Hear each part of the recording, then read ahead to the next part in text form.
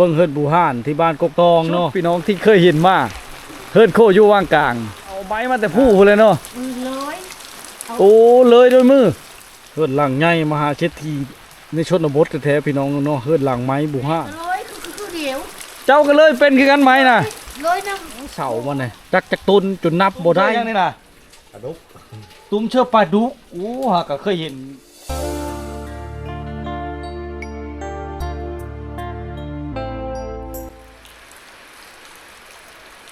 กับทักทายสบายดี FC ทุกคนนะ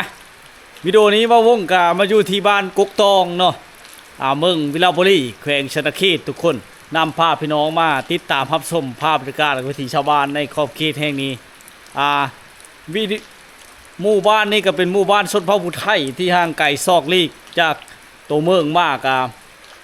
37 กิโลนะทุกคนนะแต่เฮามาทั้งบ้านน้ำสร้างเวบ้านน้ำสร้างเข้ามาทุกคนหนทางยากหลายฝนตกโอ้ยฤดูฝนพี่น้องแต่ว่าปีนี้ฝนตกลาเนาะฮอดฤดูกาลนี้เขาเจ้ายังดำให้ดำหน้าอยู่ทุกคนเนาะได้ก็มี FC เขาคอมเมนต์มาอยากให้มาอัปเดตในบ้านกกตองเนาะฮักกะแวมาอยู่ที่หน้าวัดทุกคนได้มีวัดว่าห้ามได้บ้านกกตองเนาะแต่บ่ฮู้ว่ามีญาคู่ญาท่านหรือบ่อยู่เนาะแต่ว่าเป็นวัดที่มีความเจริญรุ่งเรืองเลยพี่น้องผมควรอยู่เนาะวัดเก่าแก่นะฝนตกมดมือทุกคนเลยจักสิไปทางเลยเนาะโอ้ยตกแท้ตกว่าได้นำพาพี่น้องมาชมบรรยากาศนี่โง่เขาเจ้าพูไว้เลยแต่ว่าเขาเจ้าเลี้ยงดีขนาดทุกคนนี่ตุยลุยอยู่โอ้ผลึกมุ้ยบกเลยนี่นะเพราะว่าเขาเจ้าดำให้ดำหน้าเขาเจ้าก็เอามาเลี้ยงเลยทุกคนเลยจอดข้านั่นเลยได้นี่จะเป็นบริเวณวัดเนาะวัดว่าห้ามทุกคนเลยบ้านกกตองนี่เป็นบ้านที่มีแต่สัญญาณนั่นอินเทอร์เน็ตทั้งนั้นนะทั้งหลักเก่าราคาหลัก7บ่มีเนาะทุกคนเนาะวัดเจริญรุ่งเรืองพอสมควรนะแต่ยังบ่มีกำแพงวัดลักใต้เขาเจ้าหากระลืมเอาออกนะทุกคนนะเขาใช้ตะนางแล้วปัจจุบันนี่เนาะเพลอไปบริเวณบอนไก่อยู่ภายในหรือต่างประเทศบริมาบ้านกกตองมาติดตามส้มพี่น้องเข้ากับไก่ทางเข้ามานะไก่ทางเข้ามาแล้วเดี๋ยวฮอตเชียบดีน้ำหลังเนาะพอฝนตกแห้งทุกคนก็เลยซัดมาอยู่ที่คิจเมนห้องการบ้านอันนี้เนาะไก่บริเวณวัดทุกคนเลย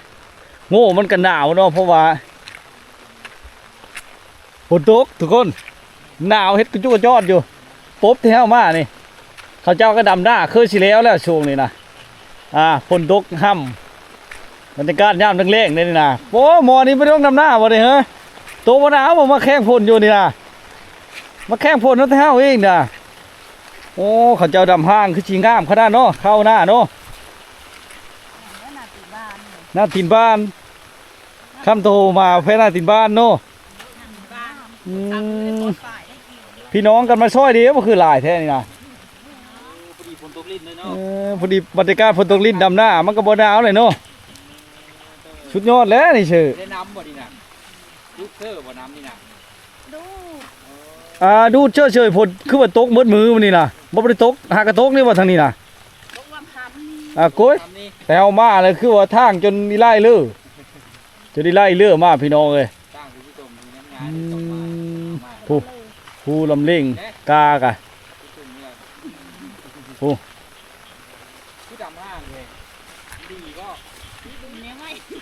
หน้าตีนบ้านเห็นก็ทำห้างเลยเนาะโอ้บรรยากาศยามแรงๆไปทั้งเลิกกันช่วงนี้พี่น้องทุกคนเนาะมีแต่เขาเจ้าดำให้ดำหน้าใครแต่เฮาดำแล้วนะทุกคนนะตัวนี้เป็นบ้านเก่าบ่ตัวนี้นะบ่ตัวคือวัดนี่ไรโอ้มีหลายราคาแต่บ่บ้านเฮาบ้านกกตองนี่100 ปลายมันบ่ฮอดบ่100 ปลายทั้งบ้านนอกบ้านในไร60 ปลายหลังคาเฮิรนโอ้60 ปลายหลังคาเฮิรนพี่น้องเนาะผู้ชายไม่หางไม่ไม้ขี้ฉิหลายเนาะโอ้นี่แหละพี่น้องบรรยากาศฝนตกก็มาอัปเดตให้พี่น้องได้ติดตามฮัทส้มได้ที่เฮาทีมงานเท่ากันได้มาที่งานที่เคย นี่ล่ะทางก็เป็นทางเด่งธรรมดาทางธรรมดานี่แหละพี่น้องเนาะสามารถบ้านเฮาได้วัดนี่ก็บริเวณกว้างเติบจะลองวัดเข้ามาที่เฮาพาพี่น้องมาที่ตาหับส้มบ้านเก่ากันนะพี่น้องเข้าบ้านเก่ากันเนาะโอ้เทนี้ก็ใช้น้ำได้ทุกคนเนาะแต่ละเฮิรนแต่ละชาติเนี่ยจะมีโหปุพักปุยาปุมีชีพักมีชีชอมเนาะโดยเฉพาะพักขาทุกคนเขาเจ้าดิดตลอดโอ้มาหุ่งเขาก็ง่ายเลยนะนี่นี่คือว่าเอาแหละอยู่บ้านของเผ่าผู้ไทยนี่จะมีเหลาเข้าโลดได้ทุกคนทั้งลุ่มนี่โอ้ดอนคอปิดคอไก่นี่ย่อๆอยู่ทุกคนเลยบรรยากาศดีฝนตกเนาะชุ่มเย็นแล้วก็เล็บตามแม่น้ำเชบ้ายได้นี่บ้านเก่าแก่บูฮานได้พี่น้องทุกคนเลยที่เราเห็นนี่เนาะบ้านเก่าแก่บูฮานแถวนี้ก็บริเวณบ้านเก่าเขาย้ายเอาไปเนาะพุ่นน้ำมีแต่เพียงแต่60 ปลายหลังคาทุกคนเนาะโอ้เฮิรนหลังใหญ่เป็นแต่หลังคามุ้งชังกะสีมุ้งกระเบื้องที่ชื่อทุกคนเสาอีอย่างต่างๆเป็นเฮิรนบูฮานอยู่นะเนาะบ้านบูฮานเก่าแก่นี่น้องเลย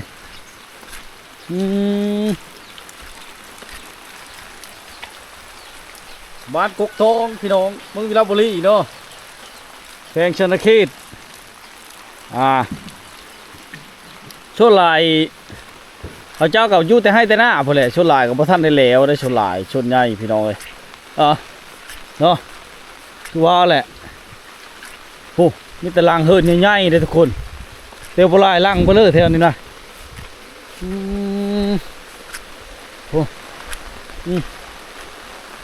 บอกค่อยจะมีคนอยู่เฮิรนนะฝนตกทุกคนเลยมากระโชกบุรีไปได้ฝนตกพายุเข้าจะกระชังจะได้นี่เฉยพี่น้องเลยพายุเข้าเนาะว้าวุ่นแล้วพี่น้องโอ้เฮิรนลังมันแง่ไงเฮิรนลังบ้านแง่ไงพี่น้องเลยโอ้บรรยากาศยามแรงส่วนหลายก็มีแต่ผู้เฒ่าเขาแล้วอยู่เหินเอาลูกเอาหลานน้องเลย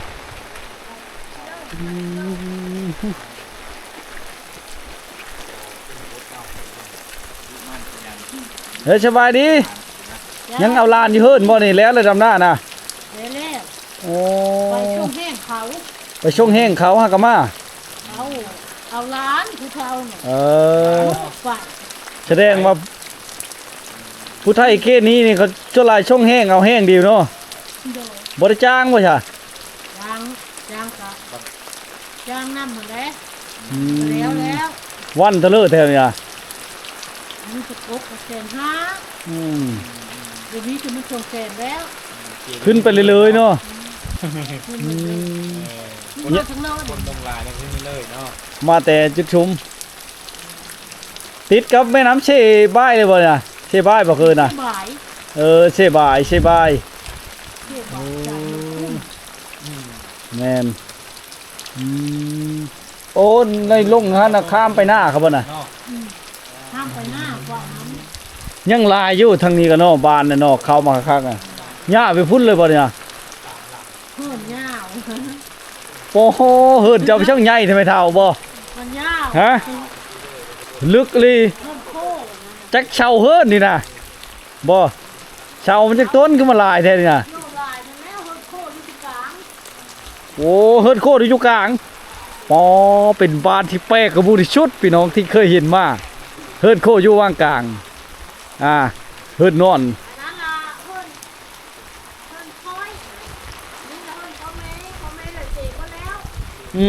แล้วพอดีเป็นเฮิรนเจ้าเมิดบาทนี่โอ้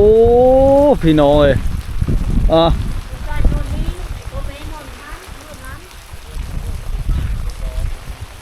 จนบริเวณบ้านล่ะนี่ได้รับ40 เมตรพุ่นเนาะความยาวเลยเนาะพุ่นแหละบ่นะเฮิรนเจ้าเองนี่นะ40 เมตรความยาวเลยนะ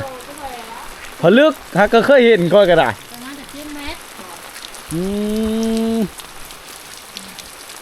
ได้รับ40เมตรแต่ชนปีประหาชนพุ่นน่ะ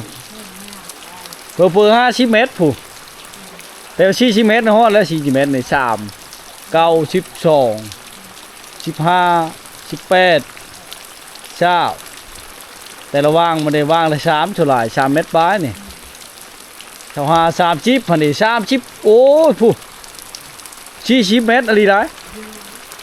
ลึกเนาะสิเจ้าเฮิรนไม้นี่หายากเลยหาเบิ่งหาชมได้ยากได้คู่มือนี่ แค่เอ็ดเอาทั้งหมดเลย โอ้เอ็ดเอาไม้มาแต่ผู้พุ่นเลยเนาะ เลยเอา โอ้เลยด้วยมือ โยนด้วยมือ เออได้ยอนเนาะอืมปัจจุบันนี้บ่จะมีอะไรท่านผู้ชมเว้ยเฮิรนเราเนี่ยใหญ่อีหลีหรอ แม่ก็เลยคือเดียว เจ้าก็เลยเป็นคือกันไหมน่ะ เลยน้ำโถเหรอ แต่เก้าหันได้โอ้จากพ่อเนาะนักช่วยกันหาบญาติช่วยกันดึงจะได้เฮิรนหลังเยอะเนาะ เห็นเลย พี่น้องตั้งแต่พุนมาเนาะต่างเฮือนต่างชาติเนาะอันอยู่เนาะเพิ่นกะขึ้นกับอันเดียวนี่บ่ในทางแวนี่นะ คือกันนี่แล้วมันหอบนั่นนี่โอ้ เขาเอาไปอยู่พุ่นเนาะเออโอ้พี่น้อยขอบเจอหลายไม่เท่าเอ้ย มาหาท่องเที่ยวทั้งนี้ หาท่องเที่ยวแม่นเพิ่นลายก็ไปทั้งใช้บ่ท่องเลยมาทางนี้นะพี่น้องเป็นเฮิรนที่หลังใหญ่ที่สุดยาว40เมตรเฮิรนยาวกว่าหมู่ที่สุดในบ้านนะมหาเศรษฐีเฮิรนหลังไม้หมู่ห้านเป็นแต่หลังคาพี่น้องเอ้ยโตเฮิรนขั้วยังเป็นหลังไม้อยู่เลยเป็นแต่หลังคาทุกคนเลยฮะแต่ก้าวน้ำมุงเป็นหมดโอ้มันโหบ่มันโหหรือท้ายไม้หากระท้ายนี่ได้พี่น้องนะพี่น้องเอ้ยยังใส่หม้ออูน้ำกินอยู่ได้เพิ่งจะมีไฟฟ้าอะไรมีสัญญาณอินเทอร์เน็ตทั้งหลักเก่าเด้อพี่น้องเด้อมีห้องน้ำห้องในในบ้านชนบทเขตนี่เพิ่งจะเป็นทางไก่ซอกลี่แต่ว่ากองห้าจุดบุหุ้มความใหญ่ของเฮิรนเนาะความใหญ่ของเฮิรนนะโอ้ยพี่น้องเลย40เมตรหากก็เพิ่งเคยเห็นเฮิรนยาว40เมตรพี่น้องเฮิรนนะลึกลีรอใหญ่ลีรอนะเศร้าก็เศร้าแบบดั้งดื่มแต่ทำไมถ้าเอาซองเท่าเราเอาเฮ็ดทั้งผัวทั้งเมีนี่ใส่ลีมนี่ยังลีมอยู่ทุกคนนี่นะเคงกับเคงไม้นี่เป็นลีมเอ็ดไว้ย่างดีเนาะพี่น้องเนาะโอ้เป็นเฮิรนมหาเศรษฐีแท้ๆพี่น้องเลยเข้ามาพีแล้วมีแต่เฮิรนหลังไม้โอ้คางนี้จะเป็นโชนเขาได้โชนก็ย่าวเยียดนะย่าวเยียดไปเลยทุกคนผู้ปุมาทูมาแต่งมาสลอดสาลีมาโบมาบีบโอ้ยมานั่นพักคอพักขา สร้างเลิกบ้านพระเจ้าค่ะ คอยนะมาแต่ว่านั่นมันเกิดมันสะพอนบ่คอย ผูกค่อยจะยุ่งบนบ้านย้อน บ้านหน้าย้อนโอ้ มาชูเมฆ ผู้ไทยหน้าย้อนผู้เมืองอันสะพอนผู้ โอ้ คอยอยู่บ้านนั่นมันเกิดคอยคนละชายแต่ว่าเคยไปอยู่บ้านหน้าย้อนกะโอ้ ทีแล้วอัน ชัดป้าลายได้บ้านหน้าย้อนนะ โอ้ยหลายเลยเดี๋ยวนี้เขาหาขายจนมันทุกบางแล้ว เดี๋ยวนี้มาแลแถวนี้ก็มันบ่จะมีแล้วคำว่าผู้เนาะนี่พอได้กินอยู่แถวนี้กะ เขาหาขายทั้ง โอ้ยพี่น้องนี่แล้วเขาว่าน่ะเนาะผู้ไทยอันสะพอนคือกันเราไปเชื่อชา เราไปหน้า เราไปหน้าไปเลี้ยงโง่บ่ เดี๋ยวงูเลยควาย โอ้อยู่ใช้หน้าเราพานั้นผู้หน้าเจ้าน่ะ บ่ฟัน โอ้ไปทั้งผู้ไปทั้งโคงะผู้ ถูกห้าคุย โอ้ไปบ้านน้าเมืองเชนในใกล้เด้อบ่แต่บ้านจะไปเนี่ย เดี๋ยวช่วงรักบ่ ประมาณชงลักว่านั่งเมืองเชนได้ ช่วงรัก โอ้ชงลักสิเคยจะฮอดเลยได้นี่ ยังไง ยกกันว่ายังชงลักสิเคยจะฮอดนะ เราสามันแก่บ่ บ้านนาเกพี่แต่คนมา ยังมีพ่อแล้วยังมีอีก ยังเป็นชีพลักคุณบ่อยาก จะบอกได้ บ้านโคงะ คงงะ ฮอดนั่งเมืองเชนก็ได้ยังฮอดหน้าผู้เนาะ ไปคงงะไปมึงเสพนะ เออโอ้ยขอบใจนี่แหละพี่น้องบรรยากาศต้นโมงนี่จะ น้อง เป็นโฮมเป็นเงา น้องบ้านนี่ย้อนเลยทั้ง คณะความทุกข์ความมันนะทุกคนเลยไม่ฮะจังน้อยนี่ เขาบำรุความมันเขาเจ้าจักเตาะจักอย่างพี่น้องเอ้ยน่ะแต่ว่าเป็นบ้านที่สงบเงียบสงบเข้ามาบ่ได้ยินเสียงตู้เสียงไข่เลยเราเฮ็ดเพลินละชาญนั่นบ่ชาญตุ้มโอ้ตุ้มเสื้อป่าบ่โอ้ขอขึ้นเด้อขอท้ายเด้อโอ้ยำลำบากเนาะยำพ่นนี่เนาะมาบ้านแถวนี่โอ้ยลำบากแล้วพี่น้องเอ้ยนี่โอ้บักงามๆโมกก็บ่ได้ปลดชาวบ้านนี่ขออภัยหลายฝนตกโอ้ตุ้มเชื่อยังนี่น่ะ ปลาดุก ตุ้มเชื่อปลาดุกโอ้หากก็เคยเห็นก็คือว่าใช้ตุ้มเอ็นตุ้มหยังบ่แม่นเนาะ เฮ้ยกะเฮา เอ็นกับเฮาคือเดียว เออ คันตัวเลือเฮาแล้วอ้อบ่ได้เนาะ แล้วแหละ คันย่อปลาไว้แล้วอ้อหมด โยนปลาไว้เฉยมันแม่เลยก็จะเห็นจะเกิดเลย โอ้ชานคายบ่ได้ชานไปชื่อเองเนี่ย เชื่อนี่กันอยู่ผู้นี้ เอาลงซี่นี่บ่นี่น่ะใช้อยู่ซี่นี่ ใช่อยู่ผู้เช่บ่ทึก ฮะ บ่ทึกได้จริง อยู่ผู้ก็มีน้ำบ่ อ้าวผู้ด้านมดมาเลย โอ้ขึ้นด้านม่นผู้ เลย ด้านขันด้านม่นโอ้ได้ยินอยู่หายังบ่ได้ไปจากเธอไปฮอดแต่ด้านขัน เออ แต่ข้าวยังได้แต่หาอยู่หากินแต่ก็เคยมาอยู่ได้ด่านขัน ได้คาดมันก็การมันจะฮอดด้านมด ด่านจอกโก แต่นั้น โอ้ชุดเจ้าก็ไปฮอดคือกันเนาะ มันค่อยค่อยเป็นไหมประมาณนั้น มียังข้าวควายบ่น่ะ อืม เฮ็ดด้วยข้าวควายเอามาซี่นั่นมานะ ก็มาดแทง สบายเนาะมีอันนี้เนาะ ต้องได้อันนี้พร้อม ต้องได้นี่พร้อมเนาะ อืม ชาญตลอดทุกคนเลยผู้มีแต่เครื่องก่อสร้างทั้ง ทิม หมด ก็ไม่ได้แน่นอนตัวนั้นเนาะ ว่าทีมก็ได้ว่าจะ เอ็ดไม้ก็ได้บ่ เอ็ดไม้ เออ คือเอาบ้านมากว้างๆมีแต่60ปลายนึงนี่เนาะ 60 70นี่นะ ยังมุงเป็นอยู่เฮิดเจ้านี่นะ ยังไม่ใช่ ชึมได้เลยมันก็หลายฟ้าหลายปีเลยเนาะ ซึมเลย15 ปี 15 ปีโอ้เจ้าไม่เค้นไม่แดงพุ่นเลยเนาะ ไม่เด้งแต่เก่า โอ้ยเยอะกว่าแล้ว15 ปีเนาะ ขอคอยผลขอคนเป็นนอกถึง นี่แหละพี่น้องเอ้ยบรรยากาศบ่มีค่อยมีพายุเฮิดเนาะยามนี่ก็ไปดำหน้าเนาะแล้วบ่เจ้าจะใกล้สิแล้วแหละ แล้วคอยหน้าเนาะ แล้วเลย โอ้แล้วไว้เนาะยังไก่ต้อบ่นี่น่ะโอ้ทั้งต่อเงินต่อคำพวกนั้นพี่น้องบ่แม่นสิต่อละลาเลยพวกรักษาอย่างดีอาดมีแต่เครื่องหาอยู่หากินเนาะบ่จักจะลุงนี่พี่น้องนี่นะช่องใกล้นี่โอ้ยพี่น้องเอ้ยมีแต่เฮิรนหลังไม้หลังแปนบักใหญ่เฮิรนบู่ห่านทั้งหมดแถวนี่นะเนาะที่เฮาได้มาเบิ่งมาชมบ้านกกตองนี่เนาะบ้านกกตองเมืองวิละทุกคนพุ่นน่ะย่าพุ่นข้างท่านี้จะเป็นทุ่งนาทุกคนออกไปนี้จะเป็นทุ่งนานะเหลาเขาเจ้าเบิ่งเหลาเขาพี่น้องเบิ่งเอาความมันเยอะเหลาเขาปะเด้อ3ห้องทุกคนแต่ว่า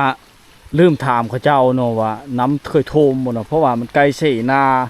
น่าจะเคยโทมบอกเขาเฮ็ดเหลาเขาได้สูงกว่าลีทุกคนเลยต้องยึ่งอยู่นะโอ้เป็นไม้หนาลุ้นดีเท่าไหร่พี่น้องเอ้ยผู้ทางในพุ่นกะโอ้บรรยากาศดีพี่น้องพลกระตกลิ้นมื้อนี่ตกลิ้นย่อยนะเนาะนี่แหละบรรยากาศนี่อันนี้กระทะเอาได้นี่หน้า30พุ่นพี่น้องหน้า35น่ะทะเอานี่ยังเป็นห้อยขวานห้อยชิวอยู่เลยมีฮอดลีมนี่นะทุกคนเนาะมีฮอดลีมแต่ละเสาบักใหญ่นะข้าเจ้าเฮ็ดข้างเดียวจุดกองทุกคนเลยแบบเฮิรนข้าพเจ้าอยู่บ้านนั่นแหละเนาะ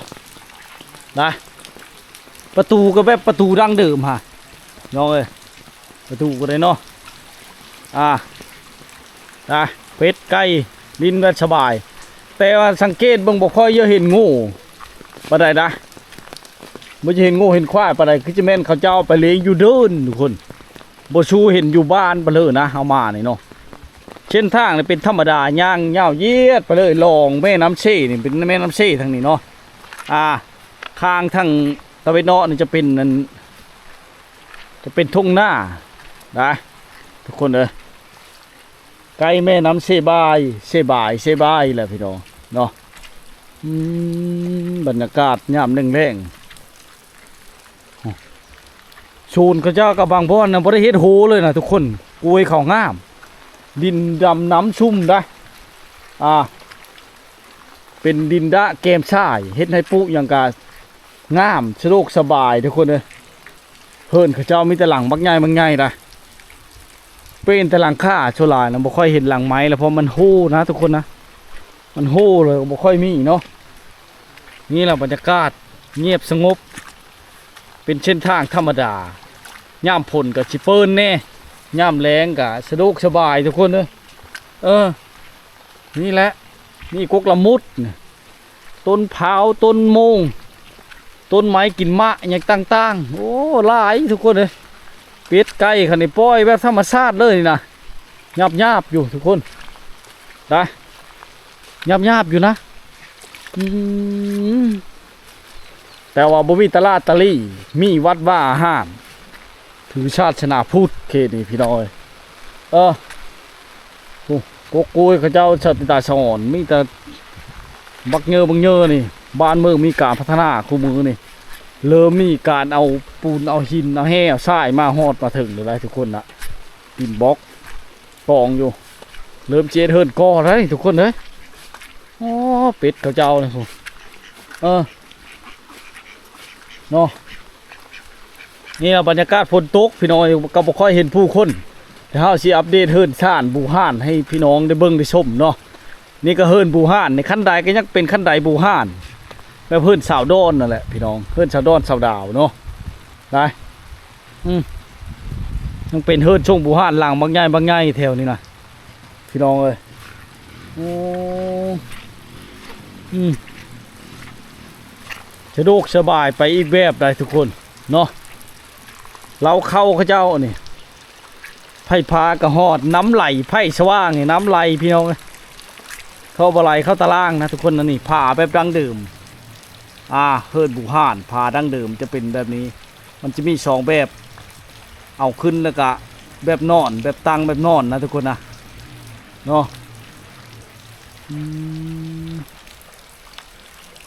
เฮิร์นใดเฮิร์นมีข้างแน่พี่น้องหมู่บ้านแถวนี้หมู่บ้านที่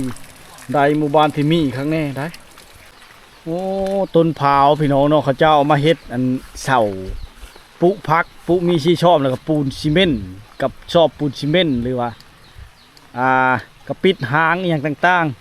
ๆได้ประโยชน์เสยทุกคนปุผักโบโหหอมกินเนาะกินตลอดปีตลอดแรงตลอดพ้น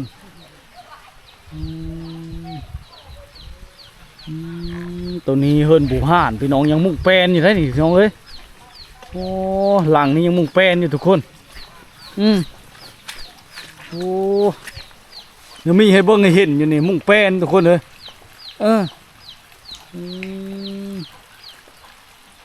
เป็นหมู่บ้านที่เก่าแก่ดั้งเดิมแท้ๆนี่อันนี้จะเป็นโหเก่าเขาเจ้าตะกี้เด้อนี่พี่น้องเป็นลักเกนเล่นนี่เนาะเป็นเด่นเลยนะก็ว่าเมนได้กี้ก็มีคู่บอลเลยนี่เขาปุนี่ทางนี่เป็นแบบเปล่วดั้งเดิมตะกี้เขาเจ้ากันกวาดเป่งได้นี่ละ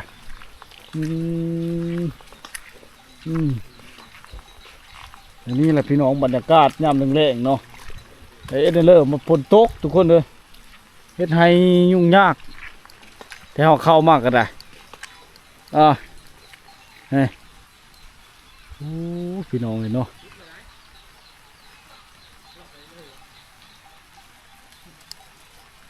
มีแต่หลังบางใหญ่แต่ละหลังนะทุกคนเลยโอ้เจ้านึ่งเขาน่ะหาขึ้นมาแต่ดำหน้าป่ะโอ้ผู้ชายก็นึ่งข้าวเลยพี่น้องผู้ไทยเคนี่ได้โอ้อูน้ำกินเหล้าทุกคนนี่ยังมีอูน้ำเย็นอยู่ได้บ้านนี่พี่น้องเอ้ยกุโยมหาเบิ่งหาชมได้ยากเลยได้ปัจจุบันนี่ทุกคนเลย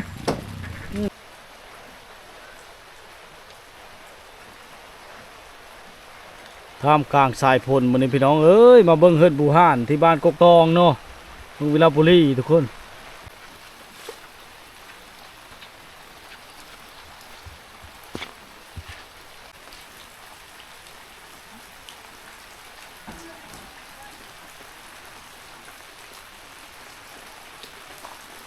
ฮือนหลังใหญ่มหาเศรษฐีในชนบทแท้ๆพี่น้องเนาะเฮือนหลังไม้บุห้านเปลี่ยนแต่หลังคาไม่ชื่อนี่เพราะเสามันน่ะจักต้นจนนับบ่ได้เพราะมันหลายนะทุกคนยังมีหม้ออุน้ำเย็นอยู่เนาะ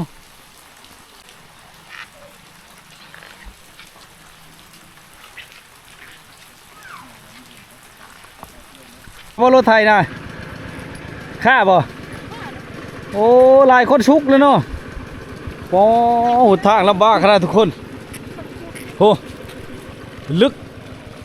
ทางไปหน้าชื่อว่าไงนะขึ้นมาทางไปบ้านคนสิน้องโอ้อุดรูดอยู่ทุกคนเลยพอต้นเส้นทางนี่แหละฤดูฝนมันตกลงนี่นะต้องมาไหนต้องได้ชุกต้องอาศัยหลายคู่หลายคนนะเขาเจ้าเฮ็ดหน้าช่องบอนแก้มาแต่ฝุ่นทุกคนเลยโอ้เต็มคันรถไถมันนะพูได้มียังหน้าช่องทงโมพระนั่นก็มีพระนี่ก็มีก็เลยไปลกมาวันนี้เนาะเต็มคันรถไถไปกับใกล้ชิเลวมาเลยได้ทุกคนเลยนี่นะ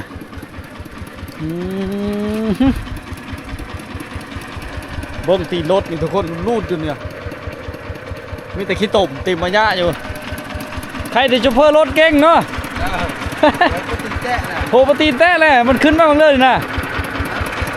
จนแตะพน่ะโอ้ลึกเนาะลุยเป็นลุยอันนี้ว่ารถไทยบุกทุกคนสยามคูเปต้าหรือว่าโคเดนโบเนาะโอ้ควายเขาเจ้าพี่ลุยพี่ลุ้นอยู่ทุกคนเลยติดกับแม่น้ำเช่บายเนาะเช่บายได้ที่หมู่บ้านกกตองเนาะเมืองวิลาบุรีทุกคนอันนี้เป็นแม่น้ำเช่บายทุกคนติดกับหมู่บ้านกกตองเนาะไหลลงชูแม่น้ำเช่น้อยนะแม่น้ำนี่จะไหลลงชูแม่น้ำเช่น้อยเนาะทางไปหน้าเขาโอ้ถือว่าเขาเฮ็ดอันก็ปูนเทคอดกีดข้างในเลยทุกคนรถไทยเขาเจ้ายังมาได้อยู่น้ำหลายชำนี้ก็เพราะว่ามันวาดเป็นชื่อนะทุกคนย่างไปยังได้เนาะเส้นทางนี่ลำบากขนาดฤดูฝนนี่เนาะโอ้เถอะแกหันแกนี่มาแล้วติดกับแม่น้ำแหละคือว้าวแหละมีกอไผ่มีหน่อไม้กินโลดทุกคนเนาะสะดวกสบายในการทำมาหากินหาอยู่หากินแบบธรรมชาติหมู่บ้านนี้ก็ได้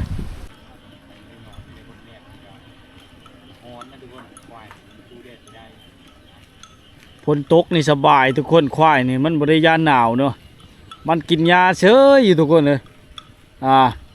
สะดวกสบายไปอีกแบบได้เนาะพี่น้องเนาะนี่แหละบรรยากาศหมู่บ้านชนบท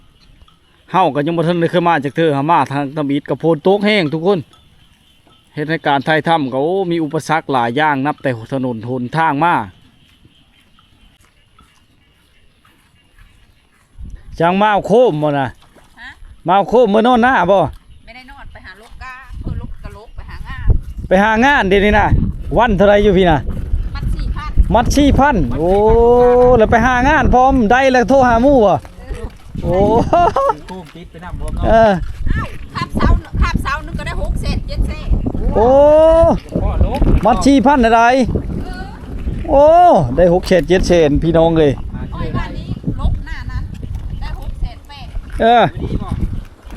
กันลกมือนี่ว่ามันสิบ่ได้ล้านปลายพุ่นบ่เนาะ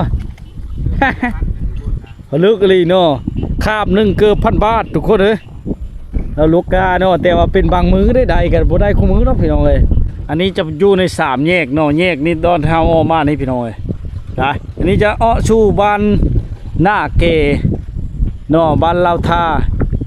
บ้านนันทสร้างที่เฮามาเนาะได้ทุกคนเลยนี่ก็เป็นเฮือนหลังใหญ่มีแต่เฮือนหลังใหญ่บ้านผู้ไทยเขตนี่จะเป็นต่อไปบ้านโขงะแล้วก็บ้านนางเมืองเสนนะต่อไปนี่ทุกคนแต่ว่าไก่ได้มานางเมืองเสนเฮาบ่เคยไปจากเธอเนาะเฮาก็เนาะชนลามันจะค่ำก้อนก็เลยบ่ได้ไปฮอดทุกคนเลยเนาะนี่แหละการจัญจรในระหว่างทางก็ยากฝนตก